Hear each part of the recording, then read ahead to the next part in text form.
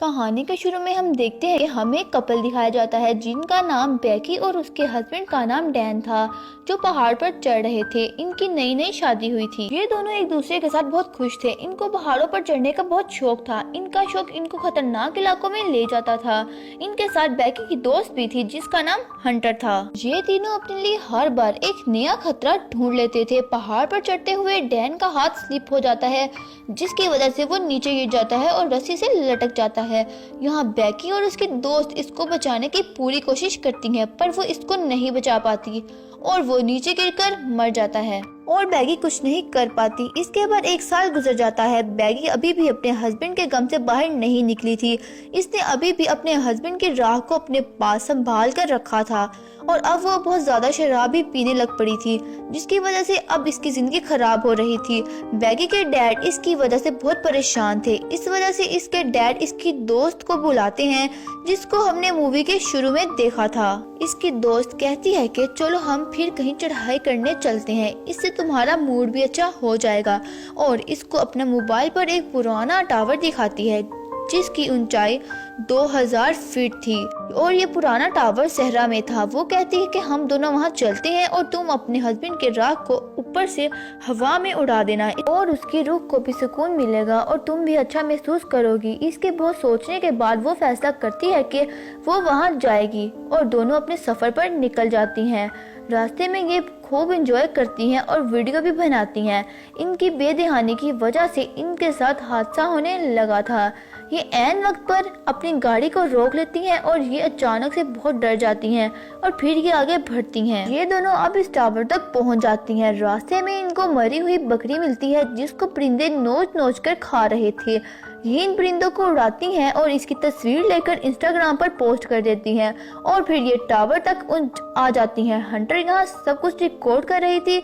यहाँ ये दोनों टावर की ऊंचाई देखकर बहुत डर जाती हैं, लेकिन फिर हंटर बेकी को समझाती है कि हम ये कर सकते हैं। ये दोनों एक दूसरे को रस्सी से बांधती हैं और ऊपर चढ़ना शुरू कर देती हैं। बेकी यहाँ पर बहुत डरी हुई थी, वो बहुत परेशान थी। वो टावर बहुत पुराना था और इस पर जंग भी लगा हुआ था। बेकी हिम्मत कर कर ऊपर चढ़ती रहती है। जब वो काफी ऊपर चढ़ जाती है तो हंटर उसे बताती है कि हम आधे टावर पर चढ़ चुके हैं। वो बहुत ज्यादा ऊंचाई पर थे और हवा का दबाव भी वहाँ पर बहुत ज्यादा था। हंटर कहती है कि हम बस थोड़ा ही दूर हैं। बेकी जब नीचे देखती है कि वो बहुत ऊंचाई पर है तो वो बहुत ज्यादा डर जाती है। इस पर हंटर सीढ़ी को और हिलाने लगती है और वो और डर जाती है और आखिरकार वो इतने ऊंचे टावर पर पहुंच गई थी, लेकिन साथ ही सीढ़ियों का एक पेच निकल जाता है जिससे वो बिल्कुल बेखबर थी। हंटर अपना ड्रोन कैमरा निकालती है और सब कुछ रिकॉर्ड करती है और अब बेकी भी बहुत खुश थी और हंटर यहाँ टावर से लटक जाती है और बेकी से कहती है कि मेरी तस्वीर खींचो और फिर वो बेकी को भी ऐसा करने को कहती है। बेकी पहले तो मना करती है पर फिर वो मान जाती है और लटक जाती है और वो हंटर उसकी तस्वीर खींचती है। इसके बाद हंटर इसको गले लगा लेती है और यहाँ पर ब्रैकली अपने हस्बैंड के राख को हवा में उड़ा देती है। इसको थोड़ा सुकून मिला था और दोनों इसको याद करने लगती हैं। अब वो वापस जाने का फैसला करती हैं और अपना सारा सामान बांध देती हैं। बेकी जैसे ही नीचे उतरती है तो जंग लगी हुई सीढ़ी टूट जाती है और बेकी लटक जाती है, पर हंटर इसे बहुत मुश्किल से ऊपर खींच लेती है और बेकी का बैग नीचे एंटीना पर लटक जाता है जिस पर इनका ड्रोन कैमरा और खाने पीने का सामान था। बेकी डरने लगती है। दोनों अपना फोन चेक करती हैं पर ऊंचाई पर सिग्नल ही नहीं आ रहे थे। तभी इनको टावर पर फ्लेयर गन और दूरबीन मिलती है। हंटर कहती है कि अभी हमें इसका कोई फायदा नहीं होगा, रात होने पर हम इसको इस्तेमाल करेंगे। बेकी देखती है कि इसकी टांग पर जख्म हो गया था। हंटर इसको पट्टी बांधती है और फिर ये दोनों वहाँ बैठकर अपनी वीडियो को बनाने लगती हैं और उसको खत्म करती हैं। कुछ देर बाद हंटर दूरबीन से देखती है कि उधर थोड़ी दूर गाड़ी खड़ी है। ये लोग इनसे मदद तो नहीं मांग ले सकती। हंटर अपना फोन चेक करती है। जो पोस्ट इसने मरी हुई बकरी की थोड़ी देर पहले लगाई थी, इस पर लोगों ने लाइक और कमेंट किए हुए थे। हंटर अब मदद के लिए मैसेज लिखती है और आईडी पर पोस्ट कर देती है, इस उम्मीद पर कि शायद मैसेज चला जाए और फोन को रस्सी से बांधकर थोड़ा नीचे करती है ताकि इनकी पोस्ट को देखकर इनके फॉलोअर्स इनकी मदद को आए। वो खुद लटक कर फोन को नीचे करती है लेकिन इनका मैसेज पोस्ट नहीं होता। अब हंटर ये सोचती है कि फोन को नीचे फेंक दे। फिर ये फोन को अपने जराब में डालती है और फिर शूज में डालती है ताकि फोन नीचे गिरकर टूट ना जाए, और फिर ये शूज को नीचे फेंक देती है। हंटर जब दूरबीन से देखती है तो उसको एक आदमी और उसका कुत्ता नजर आता है जो अपने फोन पर किसी से बात कर रहा था, और बैकी जल्दी से अपना जूता फेंक देती है ताकि वो आदमी देख सके, पर वो आदमी कुछ नहीं करता। फिर बैकी यहाँ गन चलाने लगती है। हंटर इसको रोक देती है कि रात होने का इंतजार करते हैं, शायद कोई हमें बचाने आ जाए। और फिर यहाँ रात हो जाती है। बैकी अपने मोबाइल पर वीडियो देखने लगती है जिस पर वो एक बात नोटिस करती है कि हंटर इसको और इसके हस्बैंड को अजीब नजरों से देख रही थी।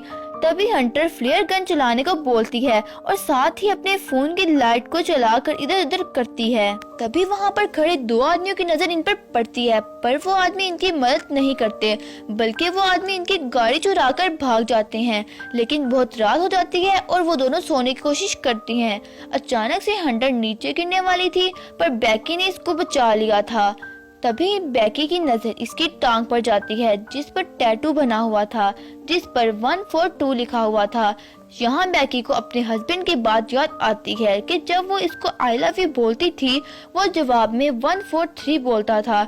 यहाँ पर इसको ये बात समझ में आ जाती है कि हंटर और इसके हस्बैंड का आपस में रिश्ता था। अब हंटर के पास बैकी को बताने के अलावा कोई रास्ता नहीं था। बैकी ये सुनकर अजीब सी सोच में थी। हंटर इससे माफी मांगती है। इसी दौरान इसकी नजर इसके बैग पर पड़ती है जिसमें इसका ड्रोन और पानी की बोतल थी। फिर हंटर कहती है कि मैं जाऊंगी बैग को लेने। अब वो रस्सी की मदद से नीचे जाने लगती है, पर अभी भी वो बैग तक नहीं पहुंच पाई थी। अब हंटर रस्सी को छोड़कर अल्टीना की ओर कूद जाती है और बैग ले लेती है। अब वो बैग से सेल्फी स्टिक निकाल कर बैग को रस्सी से बांध देती है और वो खुद एक लंबी छलांग लगाकर और वो रस्सी को पकड़ लेती है।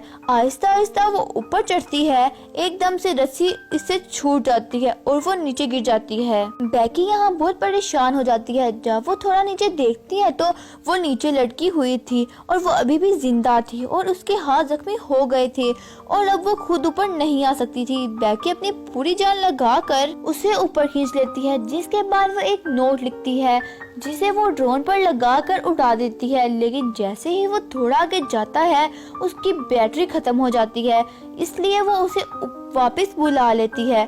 फिर रात हो जाती है। बैकी देखती है कि उसके दोस्त नीचे गिरकर मर चुकी थी। इसकी लाश को परिंदे नोच नोच कर खा रहे थे, पर जैसे ही वो उठती है उसे पता चलता है कि वो एक ख्वाब था। जब वो टावर के ऊपर जलती हुई लाइट को देखती है तभी इसको आइडिया आता है कि वो ऊपर जाकर ड्रोन की चार्जिंग करेगी। अगली सुबह ऐसा ही करती है। वो वहाँ पर इस वक्त तक लटकी रहती है जब तक ड्रोन चार्ज नहीं हो जाता। इसके बाद वो नीचे आ जाती है और अब वो एक नोट लिखती है जिसे ड्रोन पर लगाकर उड़ा देती है। ड्रोन को एक घर की तरफ भेजती है। इससे पहले वो घर तक जाता वो गाड़ी से टकराकर टूट जाता है और अब इनकी ये उम्मीद भी नहीं रही थी। बैगी अब यहाँ रोने लग जाती है और वो यहाँ कुछ नहीं कर पाती। ऐसे ही एक और दिन यहाँ गुजर जाता है। बैकी की तबीयत बहुत ज्यादा खराब हो चुकी थी। अब वो एक और दिन यहाँ नहीं गुजार सकती थी। यहाँ वो हंटर से उसका जूता मांगती है ताकि वो मोबाइल को नीचे फेंक सके, क्योंकि इसके पास कोई और रास्ता नहीं था।